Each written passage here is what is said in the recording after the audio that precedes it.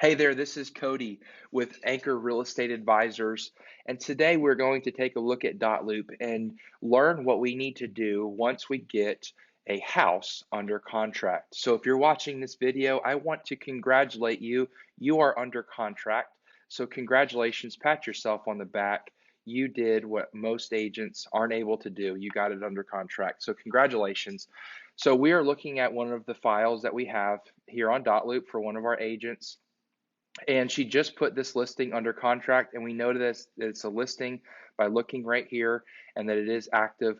But we're going to show you what we need to do to put this under contract on DotLoop. So one of the first things that we're going to do is we're going to click this from active listing and we're going to put it under contract.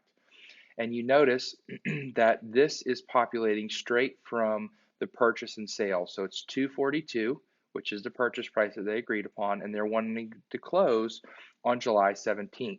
So that's the first thing that you need to do, is mark it under contract right there.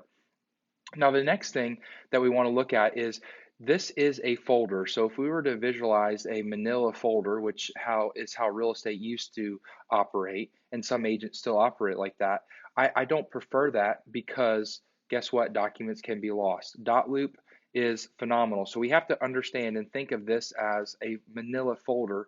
And so this we see in this file that there's 1, 2, 3 different VA loan exhibits. Now I know what's going on with this file, but one thing that I want to tell you, once you get it under contract, one of the first things that you need to do besides putting it under contract is going through and you archive any documents that are repeating or repetitive.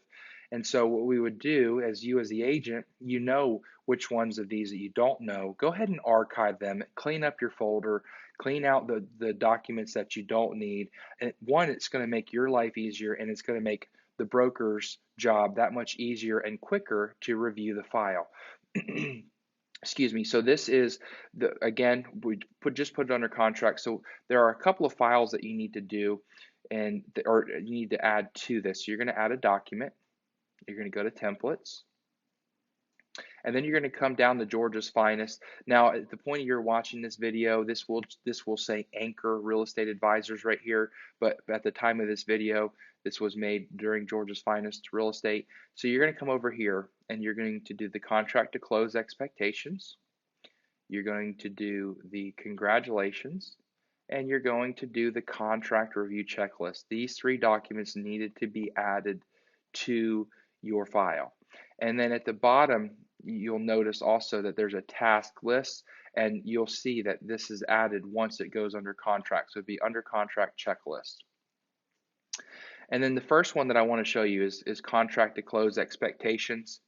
And you're going to come in here. This is what Cody uses for his closing coordinator to make sure that they're all on the same page. So this is what needs to happen if you put a buyer under contract. And we're adding this just to make sure that we know where we're at throughout the process. So one of the first things that we're going to do is we're going to send the congratulations form, and then you're going to sign off on it when you completed it. It keeps you in order, it keeps you in line, and it's easy for the broker to hop on the file and know where you're at any point. The second thing you're going to do is you're going to send out your congratulations. Your congratulations is a catch-all for all your important dates of the contract. So you see here the binding agreement dates automatically filled in from the file, and the closing dates automatically pulled in from the purchase and sale. This is where you're going to come in and say earnest money due. If you're representing the buyer or if you're representing a seller, you want to put this in here. When is the earnest money due? And if we go look at the contract, it's going to be 3 days, so it's going to be due the 20th. Due diligence is the other date that you're going to add in, and typically you're going to go to the purchase and sale, and I believe this one is a 10-day, so you would count 10 days from the binding agreement date. So 7, 8, 9, 10. So the due diligence expires on the 27th at 11:59 p.m. The last is the financing contingency. You're going to get that from your financing exhibit, and you're going to fill that in. And then if you are representing the buyer, you're going to instruct the buyer that they need to drop off earnest money. At this point, though, of the video, they will not accept an earnest money in the form of a check anymore, so they will have to wire it.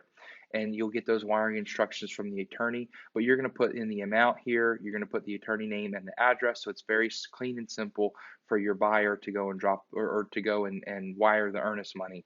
And then I've also included on here some recommended home inspectors. Now you're welcome to use these, and some of these guys don't come up to Dahlonega or Dawsonville area, but if you need some more, just let me know. But this is a great, easy way to send to your clients and just have it all, catch all, and in one spot. So once the home inspection has been completed, we'll then communicate with lender to order appraisal. So this is just a nice, easy way to keep your clients organized, to keep yourself organized.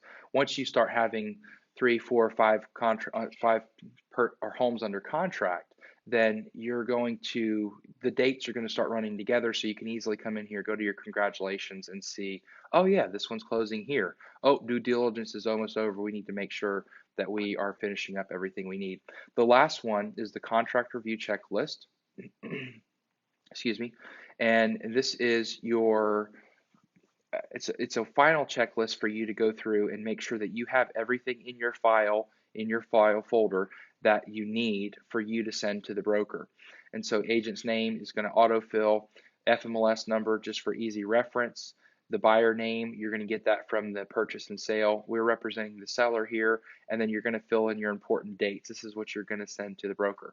Now, name of the co-op agent, you can put that in here, and then contact number if you think they would be a good fit and you want your the broker to reach out and possibly invite them to lunch and talk about what it looks like to work with Anchor Real Estate Advisors. You can do that here. And then this is going to be your checklist. So earnest money. Are we holding earnest money with closing attorney? Yes, no, not applicable. If you're representing the seller, you need to ask for a copy of the earnest money within your earnest money time frame. So if they do not provide you with a copy of earnest money within the 3 days or 5 days or whatever the contract says, then they are in breach of contract, and you need to make sure that they are aware of that. And you may possibly need to do an amendment, which is why this is added here. If it's not deposited within that time frame, you need to do an amendment and let all parties know when the earnest money was deposited. Now, the next thing you need to do is to change the status of listing on FMLS and Georgia MLS. So I'm going to show you this real quick. We're going to hop over here to FMLS. And because I am the admin for this, I'm able to come in here and go to our office listings. And I'm going to find the listing, which is 34 Knob Creek. So I'm going to click in here. And I'm going to come click the edit button. And then I'm going to change to pending. And then we're going to change the status to contingent due diligence, because we're letting the agents know that we're in due diligence, that there's a possibility that it could potentially fall through, and they may still want to show it. The binding agreement date you're going to get from the contract, and the proposed close date you're going to get from the contract. And then you need to make sure that you put in there when your due diligence ends. But if you filled out the congratulations, and if you filled out your contract review checklist, all of this is going to be quick and simple. And then you're going to find the selling agent, and you're going to search the first name and last name, and then you're going to hit refresh, and then it'll import that in there. And that's how you change a listing to pending on FMLS.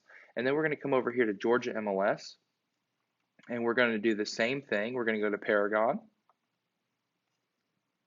and then we're going to come over to listings. We're going to go to maintain listings. We're going to come down and we're going to find that property, which is my office listings. We're going to go to Knob Creek. And then we're going to come over here in status. We're going to change to under contract. And then we're going to hit save. And then at the bottom, you're going to notice that there's errors. So you're going to click modify. And then this is where you put in the information. It's very similar to FMLS. So the selling agent license, now you can get that. It's a little frustrating. You can get that over here. Once you actually put them under contract, you'll be able to have their license number. Or you can also reference Georgia Real Estate Commission. So you need your license number. That's the only difference between this and FMLS. And then your selling agent's name will populate as well. You can just type in a name and it will start populating. And so if we were to do this, which this is not the selling agent, but that's how you populate and would change it under contract. So then we're going to come back to DotLoop, and we're going to go to the next one.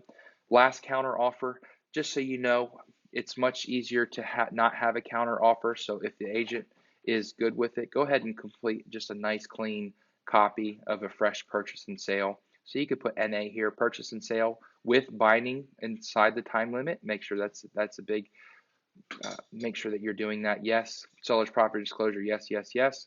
I'm not going to take time to go through this, but you need to go through and complete this and make sure that it is filled out completely. Once you're finished with that, you're going to hit save. And now your file is ready to be submitted for review to the broker. So remember, once your file, this agent needs to clean up her file.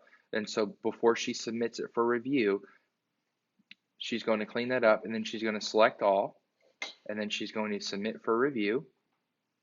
And then it's a buying docs folder, select type.